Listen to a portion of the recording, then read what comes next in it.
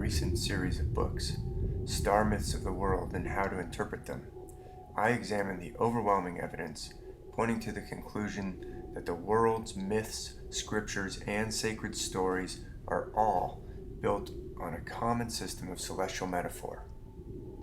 The series sets out to explore this ancient worldwide system, which is found in virtually every culture on every inhabited continent on our planet, and all the islands, stretching not only around the world, but across the millennia. Volume 1 explores representative myths from Australia, Africa, the Americas, the Pacific, ancient Egypt, ancient Mesopotamia, ancient India, ancient China, and ancient Japan.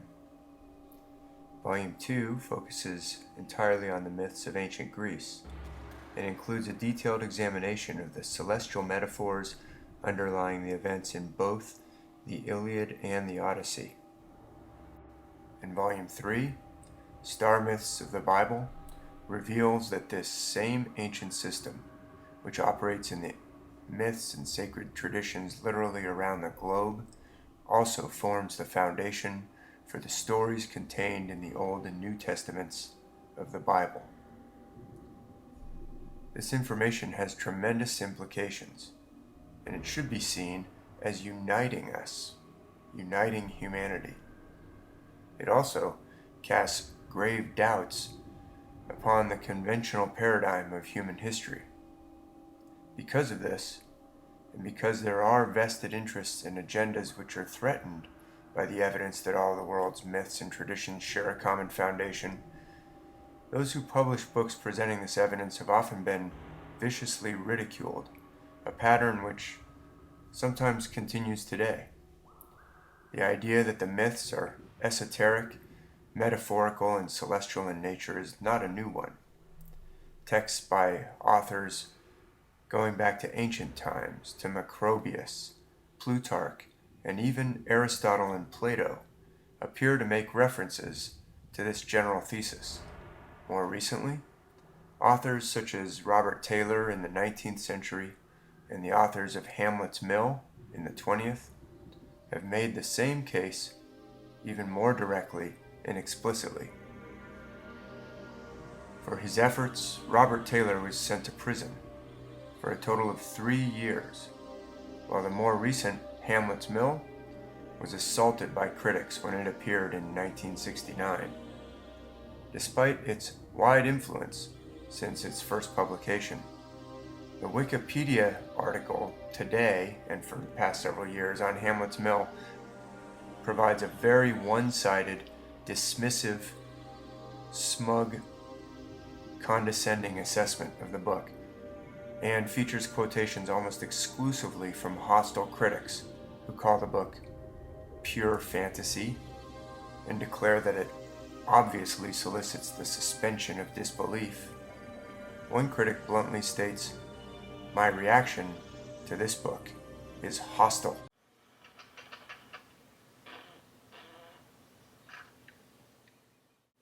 Another quotation from the same Wikipedia entry, "Academic arrogance of this sort is impenetrable." Academic arrogance.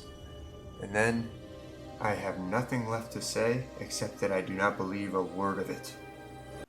Is there someone else up there we can talk to? No, now go away or I shall taunt you a second time. That same Wikipedia entry, for the past several years and continuing to this day, links to exactly one and only one article about Hamlet's Mill in its external links section. The article it links to is a long, rambling diatribe criticizing the book and its authors, calling Hamlet's Mill, quote, "a very curious book of mythological speculation and a hypothetical work of highly speculative scholarship," end quote. And that same article also takes aim at me by name because I credit Hamlet's Mill in my books, and calls me, quote, "another amateur tub-thumping historian promoting their brand of pseudo-history," end quote.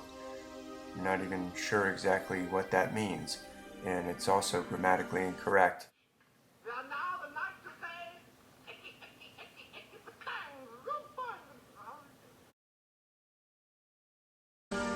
We actually should not expect the conventional critics to be able to do much more than hurl insults and call names, because this thesis that's being put forward is that the myths are speaking an entirely different language, a language that is metaphorical rather than literal, celestial rather than terrestrial, and it's a language that's completely foreign to the critics, and so because they can't engage with it in an actual conversation, their criticism is reduced to calling names and saying that they just feel totally hostile to whatever's being said. However, if the myths are speaking another language, a celestial and a metaphorical language, then we would have to learn to understand how that language works in order to better perceive the messages that they're intended to convey. If we don't speak it, then we're at risk of misunderstanding or missing their message. For the past few years, I've been working to understand that system, that language, and to present it in a clear and systematic format so that others can also see how it operates. That is the purpose of this multi-volume series, Star Myths of the World, and how to interpret them. For example, the story of the crossing of the Red Sea is almost universally interpreted as though it was describing a literal event that takes place in a terrestrial setting, that setting being the Red Sea on planet Earth, located between Egypt and the Sinai Peninsula. Even those who don't believe in the literal parting of the Red Sea take a literal and terrestrial approach to the story, whether they believe it or not. Some scholars even spend a lot of time trying to explain the crossing by referencing tides or droughts or earthquakes or volcanic eruptions. Some other authors even posit the influence of comets or flyby from Venus. But my research suggests that the Red Sea in the story is not located on Earth at all. It is in the heavens, where virtually all of the myths take place, because the myths use the heavens and their cycles as a way of teaching powerful truths about the invisible realm, the other realm, the divine realm, the realm of spirit.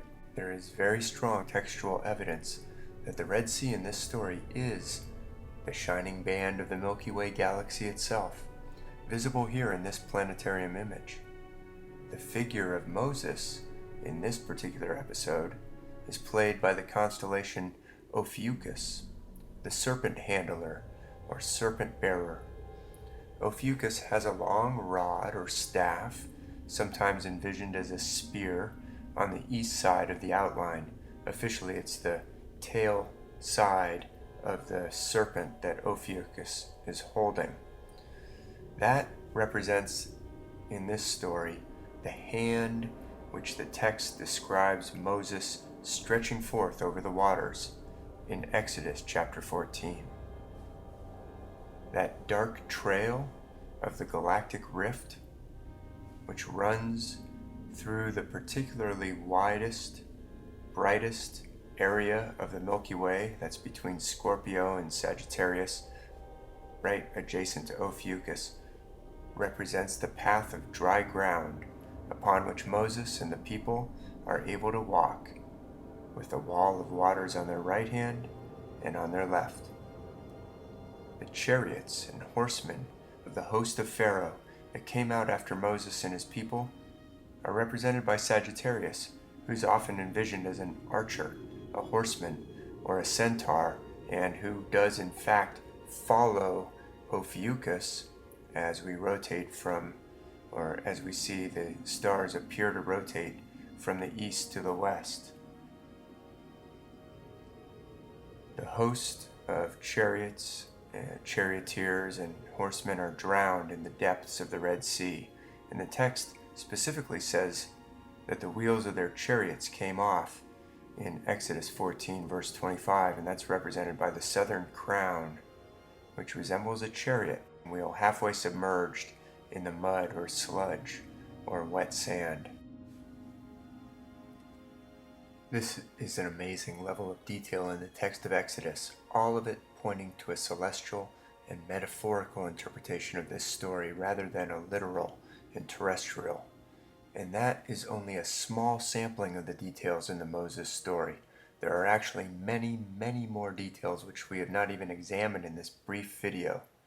And the same exercise could be done with other stories in Genesis and throughout the Old and New Testaments, so-called, in the Bible. Note that saying that the text is metaphorical does not mean that it is not, quote, true, just that it's not literal. I'm convinced that these myths and scriptures are conveying deep truths, but not about supposed external historical figures who lived thousands of years ago in places far away and experienced dramatic adventures such as this one. I believe that the story of the Red Sea crossing applies to each and every man and woman in a very personal way, and that the celestial aspect of the story points towards interpretations that had to do with the turning point at the lowest part of the zodiac cycle, the point where, metaphorically speaking, spirit begins to rise and ascend, and we begin to integrate with our spiritual nature, or reintegrate with our spiritual nature. The casting down of the pursuing army in this particular metaphor of the Red Sea crossing points towards the importance of bringing our senses and our lower nature under the direction of our higher self, which is a theme that's also dramatized in many other myths and sacred stories around the globe, including in the Bhagavad Gita, in the relationship of Arjun and the Lord Krishna. In fact, the figure of Sagittarius is located at the very lowest point of the year during the age of Aries, and so it must be, quote, overcome before the turning point of winter solstice is reached, and then the sun and the earth can begin to ascend again towards the upper half of the great cycle. There are, of course, many more layers of meaning in this sacred story. The ancient wisdom imparted to humanity is truly without any end to its depth and profundity. But if we do not understand the language that the myths are speaking to us, we can miss their message. I believe that as we learn to understand the language they're using, we can better approach the myths, which form a precious inheritance intended for the benefit and blessing of all men and women.